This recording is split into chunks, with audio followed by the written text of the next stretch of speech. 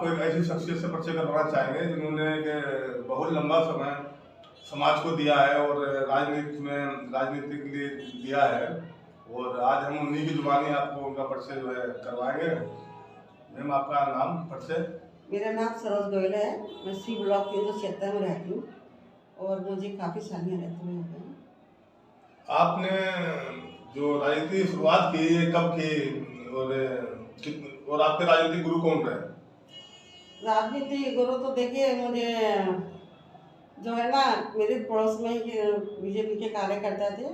जब चुनाव में आर के डी सी लड़े तब उन्होंने मेरे काम को देखते हुए मुझे वो बीजेपी में लाए और उसके बाद मैंने बीजेपी में काफ़ी साल काम किया। उसके बाद में भी बाबूजी तुम्हारे कल्याण सिंह जी, मैं बाबूजी कहती हूँ उनको, और मैंने जब से वो साथ रही बाबूजी के तौर पे मैंने उनको पुकारा है और मेरी वर्क काम बहुत अच्छा देखने के बाद में वो मुझे अपने साथ लाए और काफ़ी साल मैंने उनके साथ काम किया बीजेपी में। अच्छा, जब बाबूजी भाजपा से अलग हो गए थे, उन्होंने अपनी एक पार्टी बनाई थी, राष्ट्रीय क्रांति पार्टी, तो आप उसमें भी रहे क्या? हाँ जी, जब उन्होंने राष्ट्रीय क्रांति पार्टी बनाई तब क्या हुआ था, क्योंकि हम सब उन्हीं के साथ जुड़े हुए थे, तो उनका पहला विचार यही रहा जितने मेरे पुराने साथी हैं तो मैं उनको सब लेके चलूँ, क्योंकि नई पार्टी बनाई है अभी और इसको चलाना बहुत ज़रूरी है। तब उन्होंने तुम्हारे एक ही सवाल रखा था कि गोयल जी, क्या आप तुम्हारा जिला अध्यक्ष के पद पे मेरे लिए काम करेंगे? तब मैंने उनसे कहा था, बाबूजी मैंने तो हमेशा आपके साथ काम किया है, बीजेपी में मैंने आपको इतने वर्ष दिए हैं तो मैं आपके लिए काम करूँगी, चाहे पद छोटा हो जिला अध्यक्ष का, ऐसे मुझे कोई फर्क नहीं पड़ता। और मैंने उनके साथ फिर बराबर काम किया। मतलब आप जिला अध्यक्ष रहे? हाँ, बाबूजी की पार्टी में? हाँ, जिला अध्यक्ष में तो रही हूँ। अच्छा, इसके बाद फिर आप बाबूजी के बाद आप किस पार्टी में जुड़ी और किस पद पे रहे? इसमें काम करने के बाद तो पहले मैं बता दूं, सबसे पहले जब बाबूजी ने चुनाव लड़ने का वो किया था कि गोयल जी आपको चुनाव लड़वाए जाएंगे गाजियाबाद से, तो क्या हुआ था, उन्होंने मुझे बाकायदे चुनाव का करा, लेकिन बीच में ये जो मंगल सैन कोरी थे, इन्होंने मुझसे वादा किया कि अरे आप मेरी बड़ी बहन के नाते हैं और अपना टिकट आप त्यागी की मुझको दे दीजिए, आपको विधायक का चुनाव लड़वाएंगे। तो मैंने बाबूजी से प्रार्थना की कि बाबूजी मेरी बात सुनिए आप। तो उन्होंने कहा कि बोल जी, मैं इसमें कोई नहीं सुनना चाहूँगा, क्योंकि जनता आपको पसंद करती है, चुनाव भी आपको लड़ना चाहिए। लेकिन मेरी एक मजबूरी थी, क्योंकि हम सब लोग साथ काम करते थे, तो पहला चुनाव मैंने त्यागी मिश्र को अपने टिकट से उस समय लड़वाया। अच्छा, तो टिकट से चुनाव लड़वाया आपने उन त्यागी मिश्र को, चुनाव जीते क्या? हाँ जी, बिल्कुल जीती, बहुत अच्छे वोटों से जीती हूँ चुनाव। अच्छा, इसके बाद फिर आपने किस पार्टी में कहाँ जुड़ी और किस पद पे काम किया? फिर क्या हुआ, जब कल्याण सिंह जी बीजेपी में चले गए तो बीजेपी में क्या था, आप तो जानते हो कि बीजेपी एक समुद्र है, तो उसमें एकदम तो किसी को पद मिलता नहीं, छोटी मोटी पार्टी होती है तो हम लोग क्या जल्दी से एडजस्ट हो जाते हैं।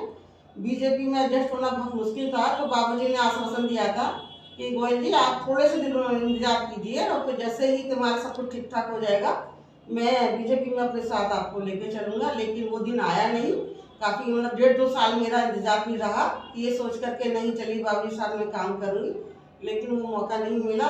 फिर क्या हुआ, मैं एक एनजीओ चला रही थी, भारतीय मानवाधिकार एसोसिएशन के साथ में, नेशनल एनजीओ थी वो, और बहुत अच्छा मतलब मेरा काम रहा उसमें, बहुत जगह के लोग मुझसे जुड़े हुए थे।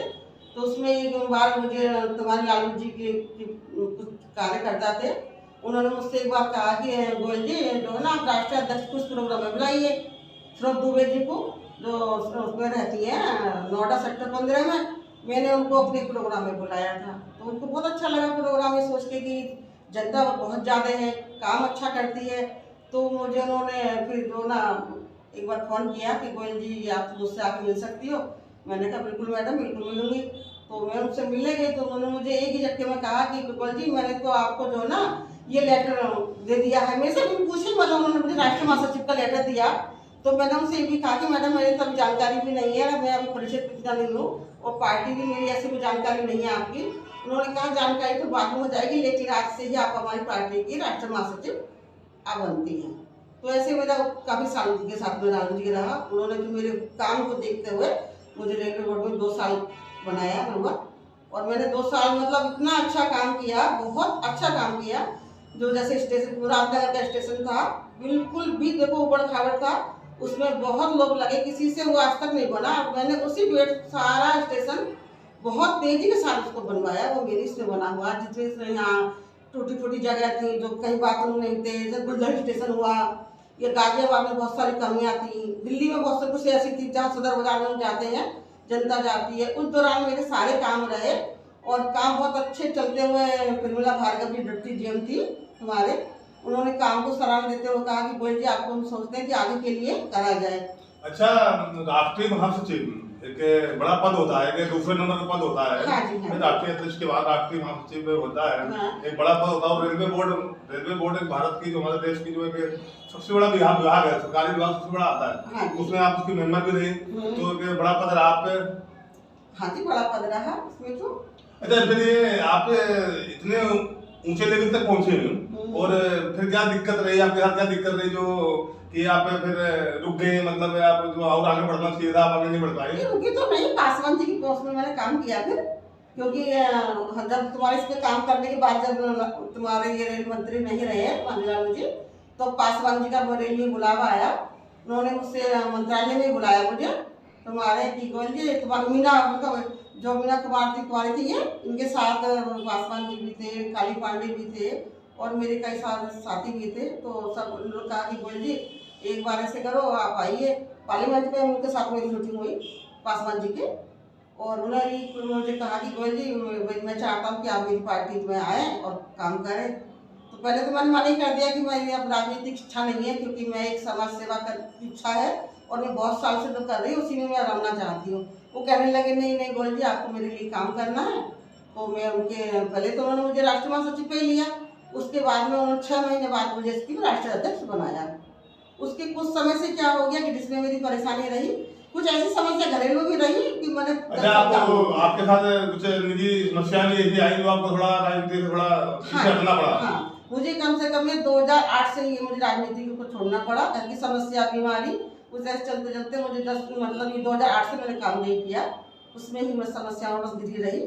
अब समस्या खत्म हुई है तो कोशिश कर रही हूँ अब कुछ कर। अच्छा, अब आप ये नगर निकाय चुनाव है इस समय, तो पार्षद में के चुनाव चल रहे हैं उत्तर प्रदेश में, और आपने यहाँ वार्ड 49 में निवास है आपका। हाँ जी। तो इस पार्षद चुनाव है, इसमें आपकी क्या रूपरेखा रहेगी? देखिए क्या हो कि बहुत साल जैसे मैंने यहाँ नंदग्राम में कार्य देखा है पार्षदों का, हरी पार्षद देखा कि मैं तो एक ही अपनी वार्ड की बात करूंगी फिलहाल, तो सब वार्ड की तो नहीं करूंगी। और बहुत नजदीकी से मैंने सब चीज़ों को देखा है कि पब्लिक जा रही है, कोई बात नहीं कर रहा है, कोई सुन नहीं रहा है, समस्या इतनी विकट हो रही है। तो काफी दिनों से, मतलब दिन से नहीं कई सालों से विचार बनना था कि कुछ ऐसा हो जो मैं मतलब यहाँ के कुछ नया हो, जो हो रहा है उससे हटके कुछ नया हो। कुछ नया हो और ऐसा ईमानदार कोई मुझे अच्छे कैंडिडेट मिले जिससे मैं चुनाव लड़ाऊं। और वो समय आने के बाद भी मुझे ऐसा मिला भी, शुक्ला जी टकराए और शुक्ला जी तो मेरा एक ही हो रहा है, जैसे मैं पार्टी में लाई। अच्छा, इस बार मतलब आप शुक्ला जी को चुनाव लड़वा रहे हैं, शुक्ला जी को समर्थन करके शुक्ला जी को चुनाव लड़वाएंगे, जितवाएंगे आप? हाँ जी हाँ, मेरा समर्थन पूरा शुक्ला जी को है, किसी से तो मैं शुक्ला जी को लाई हूँ। और मेरा तो सिर्फ यही मानना है कि जनता से भी मैं ये कहूँगी कि ज्यादा से ज्यादा वोटों से शुक्ला जी को विजयी बनाए और पूरा समर्थन मेरे साथ है। जैसे भी मुझको जो बन पड़ेगा मैं शुक्ला जी के लिए करूँगी, क्योंकि मुझे जनता देखनी है और जनता की मुझे सेवा करनी है, तो इसलिए शुक्ला जी को लाना बहुत जरूरी है मेरे लिए। और आगे आगे जैसे जैसे होगा तो सब आपको बता दिया जाएगा बीच में। ये सरोज गोयल जी है जिनसे मैंने आपका परिचय, इनकी जवानी करवाया। ये पार्टी के राष्ट्रीय महासचिव पद तक रहे हैं, रेलवे बोर्ड की मेंबर भी रहे हैं, और किन्हीं कारणों से इनको थोड़े दिन के लिए राजनीतिक दूर भी रहना पड़ा, कुछ निजी कारणों से। अब ये निकाय चुनाव है, इसमें ये नगर निगम के, इसमें आरती शुक्ला जी हैं कि बगल में बराबर में बैठे हैं, अभी इनसे भी रूबरू करवाएंगे आपको। अब इनको ये चुनाव लड़ा रही हैं और इनका समर्थन कर रहे हैं, तो लो जी शुक्ला जी से भी आपका हम परिचय करवाते हैं। मैं आरती शुक्ला, और ये नगर निगम के जो निकाय चुनाव की घोषणा अभी हुई नहीं है, होने वाली है।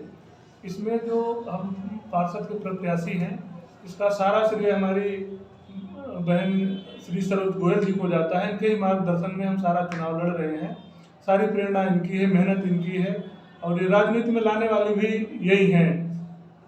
सरोज गोयल जी ने ही हमें प्रेरणा दी थी, पहले एक NGO से जोड़ा था, फिर अशोक श्रीवास्तव जी से भी इन्होंने जोड़ा है। तो मुझे उम्मीद है कि आप इनके ही छत्र छाया में चुनाव हो रहे हैं सरोज गोयल जी की, उनको एक राजनीतिक बड़ा लंबा अनुभव है, कि बड़ा जानकारी है, बहुत लंबा समय उन्होंने राजनीति को दिया है, तो इससे आपको बहुत सारे लाभ मिलेंगे राजनीतिक चुनाव में, इस चुनाव में। जी जी, इन्होंने अपना बहुत कीमती समय जो है राजनीति में दिया है इन्होंने, और इनसे सीख लेकर के, क्योंकि इनको नॉलेज बहुत है राजनीति के बारे में, बड़े अच्छे अच्छे जो नेता हैं उनके साथ इन्होंने काम किया है, अपना समय दिया है, और इनके मार्गदर्शन में हमें अच्छा सूझबूझ के साथ चुनाव लड़ने की प्रेरणा मिलेगी। ये थे जी हमारे आरपी शुक्ला जी, जो वार्ड 50 से चुनाव लड़ रहे हैं और हमारी सरोज गोयल जी का समर्थन कर रहे हैं, उनको चुनाव लड़वा रही है। अब ये जनता है, देखो इसका फैसला जनता करेगी कि जितना जनता आशीर्वाद देती है। लेकिन जो मैंने आपको परिचय करवाया कि इतना लंबा समय राजनीति में दिया सरोज गोयल जी ने, और एक शिखर तक राजनीति की, खैर इसका लाभ तो शुक्ला जी को मिलेगा ही मिलेगा। Yes for news, Ghaziabad.